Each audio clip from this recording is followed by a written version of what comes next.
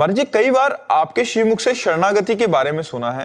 महाराज जी, किस तरह करते हैं शरणागति, ऐसा सुना है। कई बार सोचती हूँ अब ज्यादा विचार नहीं करूंगी, सब श्री जी संभाल लेंगी, ईर्ष्या नहीं करूंगी, गुस्सा नहीं करूंगी, कल से पक्का अंदर से ये परिवर्तन लाऊंगी। फिर भी वही टेंशन, वही सोचना, वही दिमाग में चलते रहना। महाराज जी, जब तक नाम जप नहीं होगा तब तक बात नहीं बनेगी। अधिक से अधिक नाम जप करो। पहले हमारे जितने भी पात्र हैं ये पवित्र हों, इंद्रियां, मन, बुद्धि, चित्त, अहंकार, तब बात समझ में आएगी। शरणागति का मतलब पूर्ण आत्मसमर्पण। अब पूर्ण जिसका आत्मसमर्पण हो जाता है, अब उसकी कोई इच्छा नहीं होती।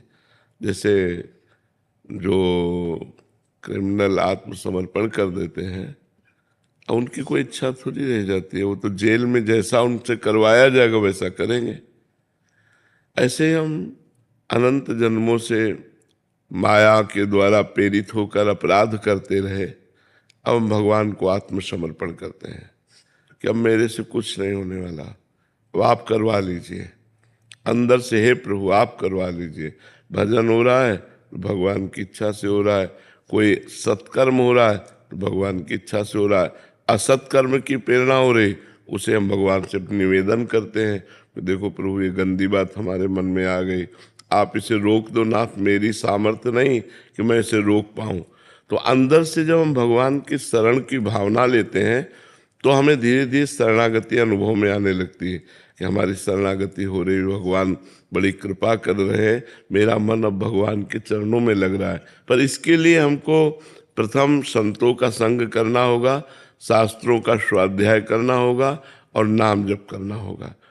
जब हम ये करेंगे तो हमारा हृदय थोड़ा पवित्र हो, तब हमें शरणागति की बात समझ में आएगी। और शरणागत जब हो जाता है तो स्वयं भगवान, जैसे अर्जुन के घोड़ों की बागडोर अपने हाथ में संभाल ली ना, ऐसे स्वयं भगवान हृदय में बैठ करके भक्त के पूरे जीवन की बागडोर संभाल लेते हैं। अब उसका जीवन बड़ा आश्चर्य में जीवन हो जाता है। जिसका आत्मसमर्पण हो जाता है, बड़ा आश्चर्य में जीवन, निश्चिंत हो जाता है, वो निशोक हो जाता है।